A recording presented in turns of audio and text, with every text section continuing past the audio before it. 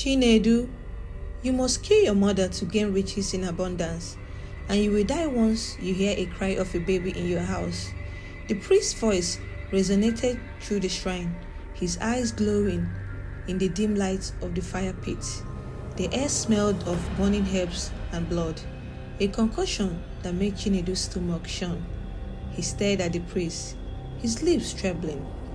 He had never imagined that seeking wealth would come with such a price. The priest repeated his chilling words, snapping Chinedu out of his thoughts. Decide now! Wealth beyond your dreams or a life of poverty. Chinedu's mind flashed back to his dilapidated childhood home, his parents' debt, and his mother's frail hands from years of manual labor. Resolved, he nodded, his voice barely audible as he agreed. The ritual began that night, marked by chanting, animal sacrifices, and the cruelest act of all, the death of his mother. Chinedu's heart broke, but as the priest assured him, he was reborn that night. The next day, his wealth began to multiply mysteriously, and contrasts he had been denied suddenly came flooding in.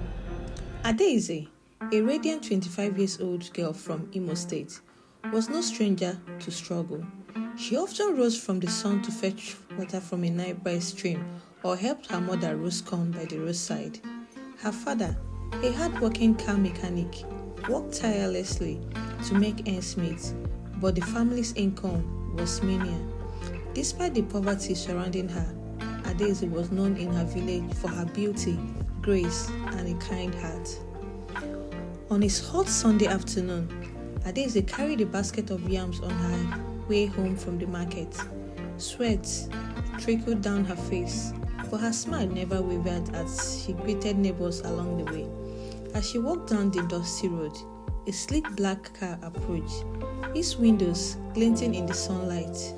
The driver honked persistently, and Adaeze, puzzled, stopped. "Excuse me, miss," the driver called. Stepping out of the car, he was tall, with an air of confidence and wealth. The man introduced himself as Chinedu, a businessman from Imo State. His polished appearance and warm smile caught Adaeze off guard. "You are the most beautiful woman I've ever seen," he began, his words smooth and deliberate.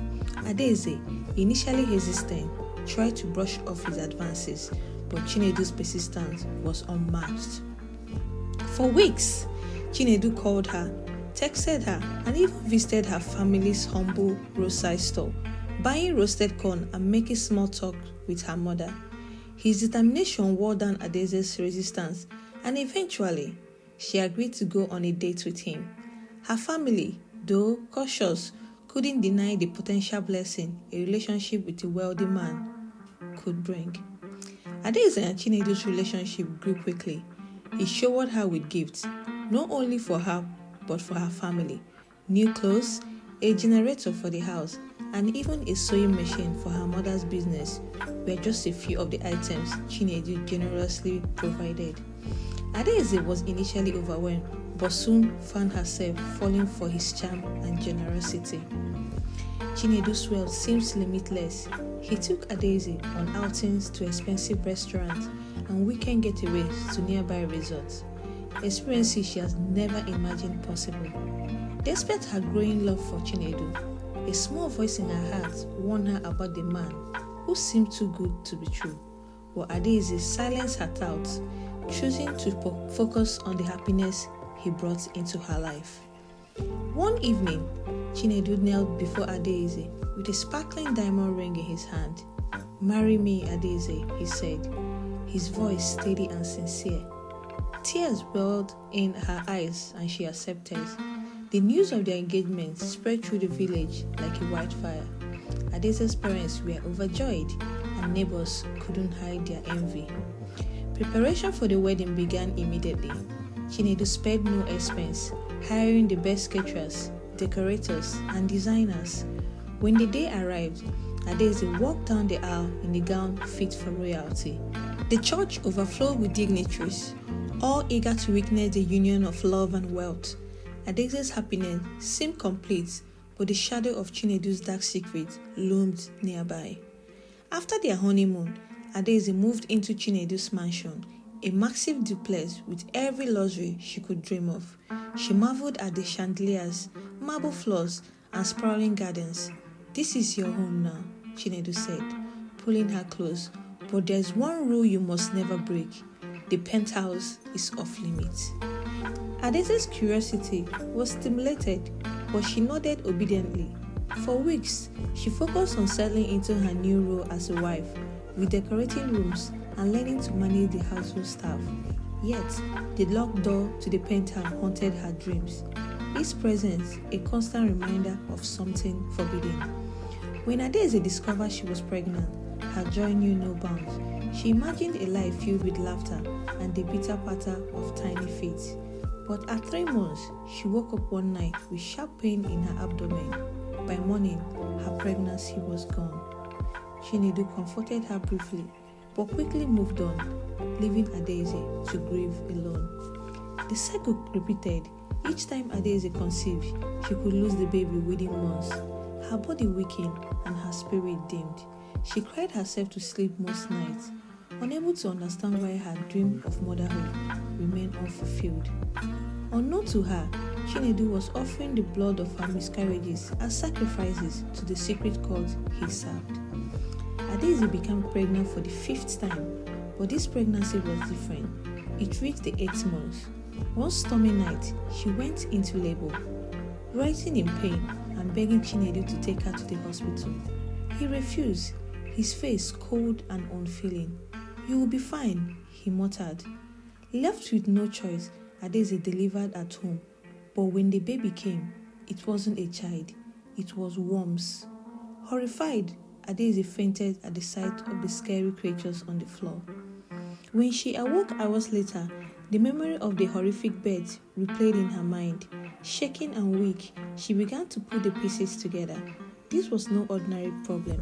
Something was deeply wrong with her marriage, and she vowed to uncover the truth, no matter the cost. Adaeze's sorrow deepened with each miscarriages. The once lively and hopeful woman became quiet and withdrawn. Her mother noticed the change during one of her visits. "Adaeze, you are not yourself," her mother said as they sat in the kitchen. Adaeze hesitated but decided to share her pain. "Mama, I don't understand why this keeps happening," she whispered, tears streaming down her face. Her mother consoled her and suggested seeking spiritual help. "We must pray, my daughter. These things may have a spiritual cause." Adaeze nodded but hesitated to take any actions. Chinedu, meanwhile, remained indifferent to her suffering. Adaeze started to notice strange patterns in his behavior, particularly the night he would leave the house without explanation. The locked penthouse also weighed heavily on her mind. What was her husband hiding? One evening, while Chinedu was away on a business trip, Adaeze's curiosity got the better of her. She retrieved the spare key Chinedu had carelessly left in his study and approached the penthouse door. Her hands trembled as she unlocked it. The room was dimly lit, with a faint smell of incense lingering in the air. To her horror, the walls were adorned with strange symbols, and a blood-stained altar stood in the center. On the altar were objects she couldn't comprehend: bones, candles, and a photo of her. Adaeze gasped, covering her mouth to still her scream. Panic set in, and she quickly locked the door and returned the key. That night, she prayed heavily, realizing her husband was involved in something far darker than she could imagine. When Chinedu returned, Adaeze couldn't hold back her fear. "Chinedu, what is in the penthouse?" she asked, her voice trembling. His face darkened, and he glared at her. "I told you never to go there," he snapped. Adaeze recoiled at his anger. "What are you hiding? Why do I keep losing our babies?" she pressed. Chinedu's tone shifted. "It is none of your business, Adaeze. Some things are better left unknown." His vague response did little to ease her mind. Instead, it fueled her determination to uncover the truth. Desperate for answers, Adaeze confided in her mother, who took her to a local pastor known for his powerful prayers. After listening to Adaeze's story, the pastor shook his head solemnly. Your husband is bound by a covenant with darkness, he revealed. Your miscarriages are not natural. He's sacrificing your unborn children. Adaeze's heart broke at the revelation. The pastor advised her to be cautious but prayerful. Only the power of God can break the curses, he said. With her faith renewed, Adaeze began to pray daily, asking God for protection and strength. Adaeze's prayers seemed to give her a sense of peace, but her situation remained the same. Chinedu became more secretive, often leaving the house at odd hours. One day, Adaeze found herself feeling unusually tired and nauseous. She suspected she was pregnant again, but kept the news to herself. Her mother, noticing her glowing skin, confronted her. "Adaeze, are you with child?" she asked. Adaeze hesitated before nodding. "Mama, I can't lose this one," she said, tears streaming down her face. Together, they decided to keep the pregnancy a secret, knowing Chinedu would find a way to harm the baby if he knew. Chinedu began to suspect that Adaeze was hiding something. He noticed her loose clothing and sudden aversion to certain food. "Are you pregnant again?" he asked one evening. His tone sharp. Adaeze shook her head, fearing surprise. "No, I'm tired," she replied, her heart racing. To keep up the charade, Adaeze wore baggy buba gowns and tied her stomach tightly. She avoided Chinedu as much as possible, focusing on her prayers and preparation for the baby. She knew time was running out and her husband's suspicious was growing. Chinedu grew restless as his began to falter. The occult leader demanded another sacrifice, this time warning him of a death consequence if he failed. "You must bring the blood of your next child," the leader said coldly. Chinedu, desperate to maintain his wealth, agreed. Unaware that Adaeze was far along in her pregnancy, Chinedu focused on his rituals, oblivious to the battle his wife was fighting.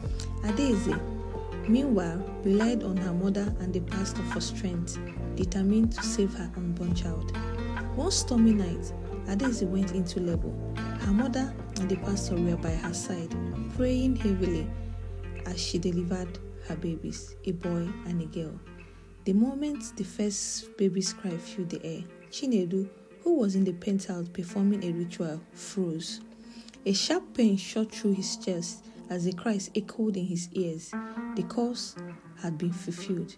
Chinedu collapsed, his life draining away as the very wealth he had fought to protect consumed him. When Adaeze learned of Chinedu's death, she was overcome with mixed emotion. Grief for the man she has once loved and relieved that the curse was finally broken. The pastor and her mother reassured her that Chinedu's death was the end of his dark legacy. The pastor led prayers in the house, cleansing it of its demonic presence. "You and your children are safe," he declared. Adaeze knew she could no longer stay in the mansion. It held too many painful memories. With the help of the church, Adaeze moved into a modest but comfortable apartment. The community rallied around her, donating clothes, food, and money to help her start afresh. Determined to provide for her twins, she opened a boutique selling beautiful clothes and shoes. Adaeze's strength and resilience became an inspiration to others. Though her journey has been marked by pain and loss, she found solace in her children and the new life she has built. The cries of her babies were no longer a curse, but a testament to a victory over darkness. Thank you so much for watching. Please like and subscribe for more great African folktales. See you next time.